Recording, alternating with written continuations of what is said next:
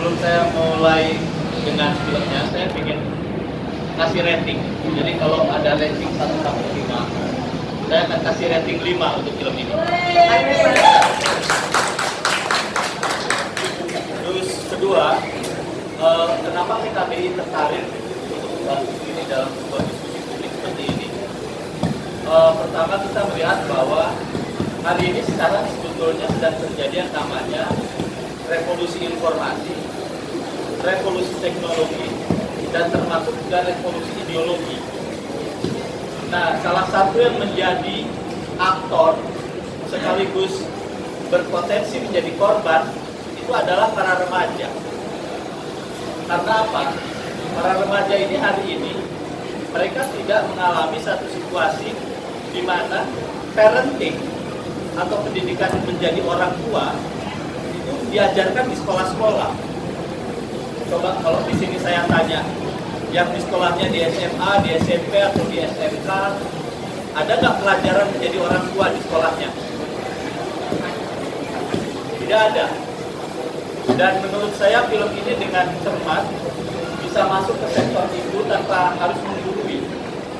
Jadi lepas dari konsep PKBI selama ini, di mana organisasi ini secara konsisten berusaha untuk mengkampanyekan apa yang disebut dengan kesehatan reproduksi seksual bagi warga negara, termasuk perempuan dan anak-anak. Maka saya melihat film ini adalah, kalau mau saya sebut, ini adalah film tentang pendidikan seksualitas, tapi tidak ada adegan seks sama sekali. Apakah setuju dengan statement itu? Setuju.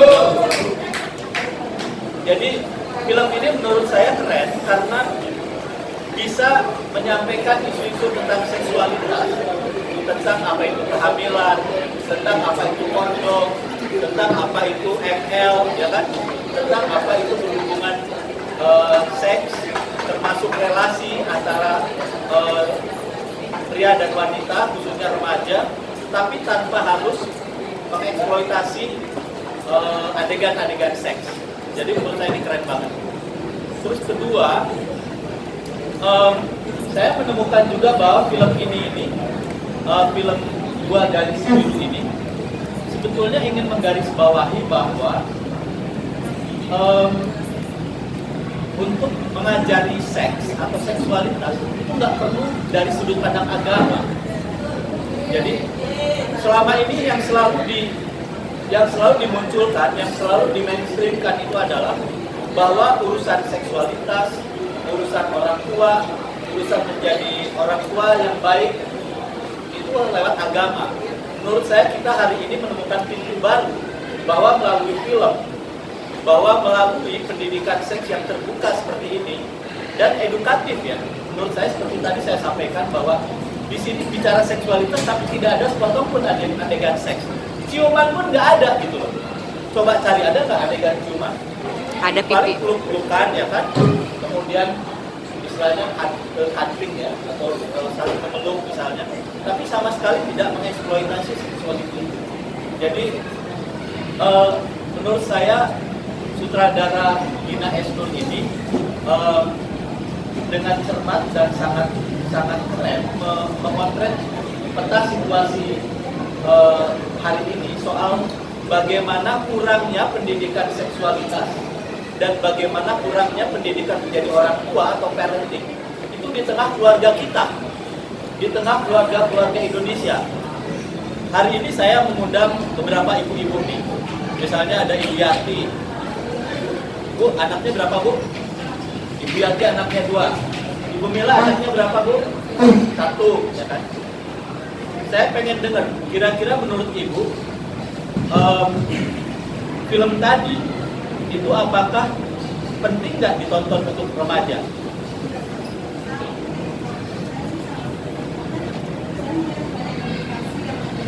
Karena sebetulnya yang disampaikan oleh Mbak Gina sebagai sutradara ini adalah masalah kehamilan yang tidak diinginkan. Zara itu mengalami masalah yang disebut dengan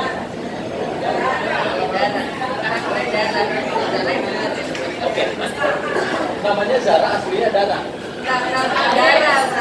kembali. Nama karakternya Dara.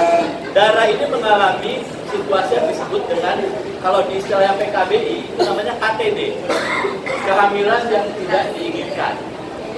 Dia masih terlalu muda, dia pengen pacaran, dia punya passion, dia punya rasa cinta kasih dengan pasangannya, tapi dia tidak tahu bagaimana menumpahkan atau bagaimana mengekspresikannya dengan cara yang benar. Karena itu menunjukkan sebetulnya bahwa pendidikan seksualitas di sekolah-sekolah itu sangat kurang. Ya, itu satu. Yang kedua, yang saya pelajari adalah bahwa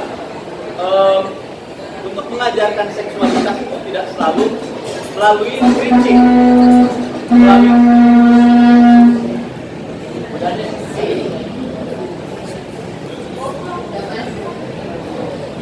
jadi melakukan pendidikan itu tidak selalu harus melalui preaching, melalui khotbah-khotbah yang menggurui, ya kan? Tidak selalu seperti itu. Ada satu adegan yang buat saya paling menarik dalam film itu adalah ketika si kakaknya si Dara masuk ke kamarnya, gedok-gedok, kemudian dia bilang, "Lu goblok, lu tahu nggak ada kondom?" Ya kan?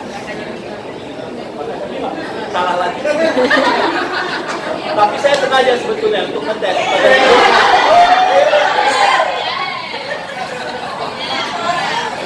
Oke, kakaknya Bima datang ke kamarnya, kemudian ketok-ketok, kemudian menolol-nololin ini anak kan, goblok, bego, tolol gitu kan. Dan dia ngomong kondom tapi dalam posisi yang berjilbab, ya kan? Menurut saya itu keren banget.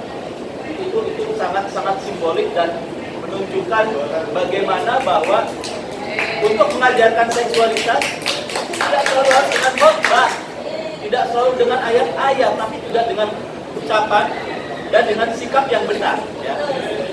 Dan ketiga, menurut saya yang dari film ini adalah yang paling saya suka adalah keputusan si Dara untuk tetap pergi ke Korea. Menurut saya itu keputusan yang paling keren.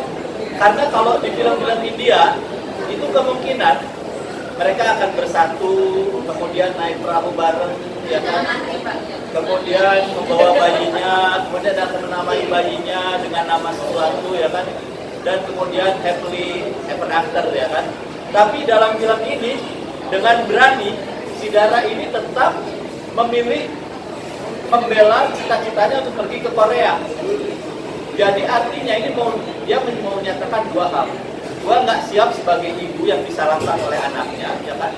Karena gagal merebut cita-citanya untuk pergi ke Korea. Dan sementara si ayahnya yang kebetulan lebih agamis, dia kemudian mengambil alih tanggung jawab sebagai orang tua, yang itu juga simbol yang keren. Kenapa? Ngurus anak itu bukan kewajiban perempuan. Ngurus anak itu juga bisa jadi kewajiban laki-laki. Yang itu diambil oleh yang namanya si Bima itu. Jadi keren.